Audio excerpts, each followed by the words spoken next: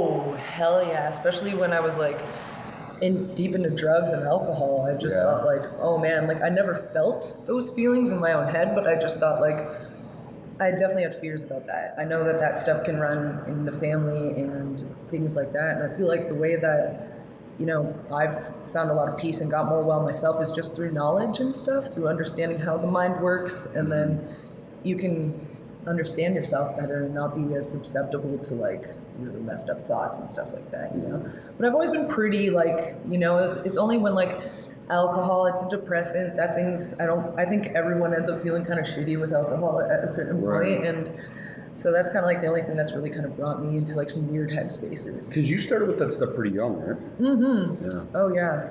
Yeah, I definitely was one. You know what? Music, I think, is the reason why I wanted to do drugs so bad. Music and movies. It was like they glorified that shit so much. Or like Pink Floyd, I was like, I have to do acid. Like the moment I can get my hands on it.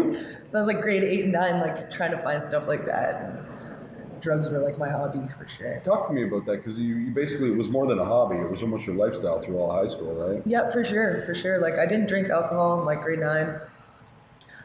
Actually, I wanted to tell this story because I think it's pretty good. But when I was like it might have been like 4 or 5. So obviously I had a hard time fitting in, and then this one pivotal moment in my life happened, and I had no idea what I was doing. I was just a fucked up kid trying to fit in. And the one day at lunch hour, me and 5 other kids got brought in by the teacher to get a talking to, and basically the teacher said, one of the students went home today.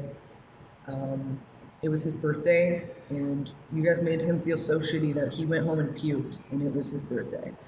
And that was the moment that I realized, like, what I do can affect people, so much so that it can make them ill. And I just cried, and I felt so horrible, and I went home, and I, like, cried to my mom, and I wrote like, a poem about it, and anyway, so that was that. That was a moment where I was just like, oh my God, and I just felt so You were in horrible. grade 5, you said? Yeah, maybe 5 or 6 or something like that. Like, and so, kids can be fucked up at the time. I had no idea what I was doing. I was like, yay, I'm getting last energy, just trying to be accepted in some way, shape, or form. Of course, pick the kid who's got some sort of issues that they have no control over. And so I'm super ashamed of that. I mean, I've come to terms with it. And then so flash forward to grade 9, I had been, like smoking weed in grade 9, kind of experimenting with that. And then someone had like E, and so ecstasy. So I did my first ecstasy pill, and I went home, and I kind of knew that I'd be able to tell my mom, like chat with her or something like that, which is another, great thing to be able to do when you're experimenting, not have to be scared, and like run in the other direction. Especially with like psychedelics and shit. Yeah. Oh, and I'm a big maps advocate and stuff. But anyway, so she wasn't home, which was weird. She was always normally home. And then so I was like, oh shit. So I went down to the basement mirror where I was dancing in front of, and I just didn't think anything of it, but I just started talking to myself.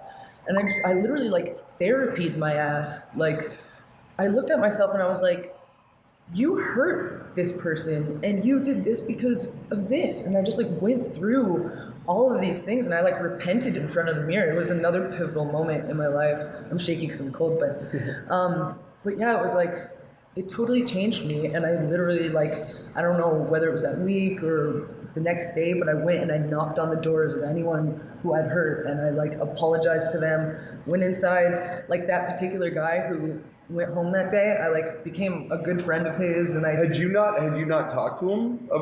Because you said you went home and wrote a poem and stuff, and did it not occur to you to turn around and talk to the kid? Or not occur, it's difficult, especially as a kid, but you didn't do it then? No, I didn't. We apologized because we were supposed to and should, and I felt bad and all that stuff. I don't think I ever read him the poem or anything. But you didn't tell him that it had sort of affected you as well? It wasn't like it was this time. This was a word, it's different now. And gotcha. So... and then it kind of became my mission to just find someone who's maybe not having a good time, and just befriend them, befriend anyone I could, or anyone who was not having a good time or felt bad. That can get dangerous though too.